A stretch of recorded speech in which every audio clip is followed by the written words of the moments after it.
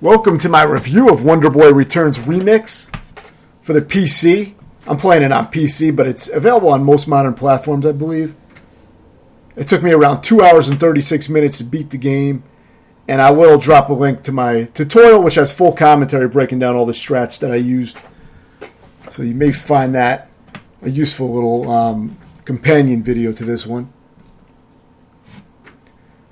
So yeah, if you're familiar with the old Wonder Boy games, especially Adventure Island for the NES, or on Sega Master System, just Wonder Boy, or the arcade Wonder Boy, if you're familiar with those, this is what this is. This is pretty much a unique game based on that, but it doesn't change much at all, except for one of the biggest changes that's really appreciated is the ability to charge your shots, and with that, you can destroy certain things like boulders and rocks by charging up your shots, which is extremely useful, and it would have made the original game play a lot better.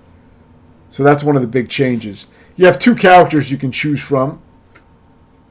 The female has a boomerang that comes back, and I like the boomerang the best. The other character has the original tomahawk, which has kind of an arc to it. And I like this character better because she has just kind of a straight boomerang shot. It's easier to aim, but aside from that, I don't know if there's any differences in the amount of damage the weapons do. It didn't really seem like it, so it's more of a preference. So, of course, you have your run button. You can run, you can jump, and you can attack. And that's pretty much it. That's the whole concept of the game. You know, it's one of those simple arcade-style games. It's all about mastering the movement patterns and memorizing the layouts of the levels. And, of course, reacting well. The better you're able to react to a lot of stuff, the faster you'll be able to take down a lot of the stages. But if that fails, then, of course, you can always memorize how to move, where to move, etc. throughout the stages, just like an old arcade game. So you have power-ups like this scooter, which gives you increased speed, though. A nice thing about this game over the original games is you can go to a complete stop and slow it down by holding back, which makes it much fucking easier to control than a skateboard in the NES version, for example. So it's much, much improved over that. But this is pretty much the skateboard item. I think if you're playing as the male character, I believe it might be a skateboard that you get. But, just different sprite work. So yeah, the idea of the game is that you go through 4 stages in each world. And at the 4th stage is where you'll fight the boss of the stage. And then when you defeat the boss, you'll move on to the next world. The game does have saves and unlimited continues. So you get 5 lives. That I don't think you can set it anyhow. You have 5 lives. And when you run out of those 5 lives, you'll start the stage from the beginning. But, for each stage, there's a little signpost. And each sign that you pass, numbered 1, 2, 3, etc., will give you another checkpoint. I believe there's 4 checkpoint signs in each stage. So that's how you know if you're almost beating the stage. See, this is 3, so if you lose a life, you'll start back at 3. But if you lose all 5 of your lives, then you start back at the beginning of this stage. But yeah, this is that old arcade style. It has really good control, tight control. The control feels a little bit floaty at first, but you do get used to it. The original game had that issue as well, but it is something you get used to. It can be tough if you need to stop on a fucking dime, you know what I mean? Like really short, but you do get used to it.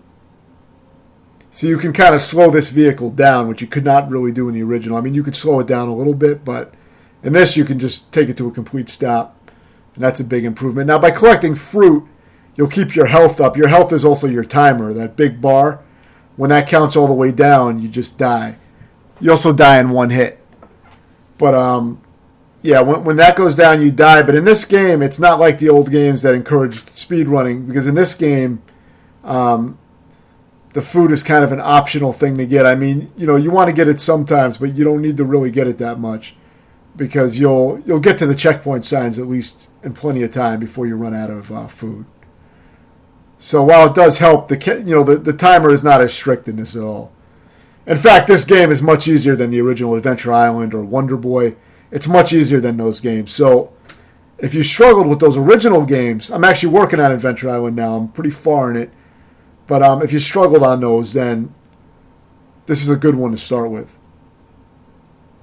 I'd also recommend New Adventure Island for TurboGrafx 16. That's actually probably my favorite Adventure Island game that I've played to date.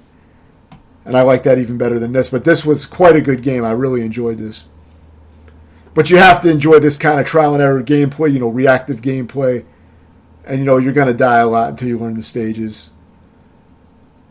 So, that is kind of a requirement, to enjoy this game. Otherwise, for some players, it's going to be too frustrating. But for me, this is my type of fucking game. Now, there's a very confusing thing with this game. There's another game called Wonder Boy Returns. I believe it doesn't have remix after it. Just Wonder Boy Returns. You would think that they're basically the same game, but they're not. They're very fucking different. They have unique bosses, completely unique bosses. The other version does. The other version has completely unique bosses, different enemies, different stage layouts. They're basically different games from what I saw. And I did pick up that one for PS4. So I will probably be doing a review and tutorial on that one whenever I end up beating that one. I hadn't started up yet. But see, in this game, I don't know why they call it Remix, because it seems like kind of a downgrade. They just use the original bosses in this game, which, if you know about the original game, the original bosses are all the same. It's the same boss at the end of each stage, but with a different head. And when you knock its head off, a new head appears, and then you'll fight that new head version in the next time you get to the boss on the next world. But the thing is that it's always the same exact fight pretty much. Now, in this game, the boss may shoot his fireball slightly faster as you get farther. I'm not sure about that, but I do know that they do take more hits with each world. So by the time you get to the last world, the final boss takes a lot more hits. But, I mean, aside from that, it's the same fucking pattern each time, same boss.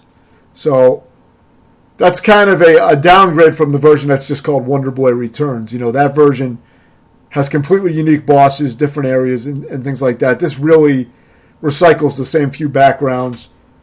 But I have to play the other version to see how much different it is, really. Like, how much is added. But it seems like a very different game. But yeah, usually you have a few different types. You have your cave, you have your beach, you have your jungle. And, there's really not much else besides that. There's not many, background varieties. There's also a canyon, like desert style kind of level, but not a ton of different types of stages. So now I'm showing the boss fight, and I'm only showing the last boss because every boss fight is the same thing. So, just take my word on it, It's always going to be this kind of fight where he shoots a few fireballs, you jump up fire a few times, and that's it, rinse and repeat. And, move back, obviously. And that's it. Now, the last boss, I think it takes more hits than all the other ones. I think they gradually go up in damage that they can take, but, very fucking basic. And it would have been improved if they would have had unique bosses, some cool boss fights or something at it. But as it stands, this is pretty much like, if you like the old game, this is pretty much like an enhanced version of the old games. And it is definitely a lot better than the NES one. So it's kind of like an enhanced version of the old games, but it doesn't bring a hell of a lot of new shit to the game. So we'll see how my review compares when I review Wonder Boy Returns, minus the remix moniker in the title. But for now, I would give this game a 7 out of 10. I thought it was a good, solid game. If you have any questions, let me know. Thanks for watching.